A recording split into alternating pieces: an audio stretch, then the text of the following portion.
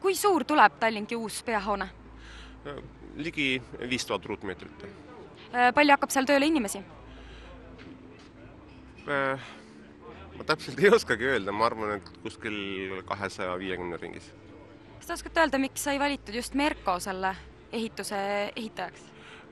No esiteks tuleks öelda, et see on juba 3. objekt Merkoga ja Merko on väga hästi ehitanud meie, nii nagu meie oleme tahtnud ja oma tähtaegadest kinni pidanud, nii et ma arvan, et see eelnev kogemus, peale selle me tunneme väga hästi nii Merko juhtkonda ja usaldame neid kui ka neid töötajaid, kes konkreetselt selle objektiga tegelevad, nii et Merko pakkumine on ju parim.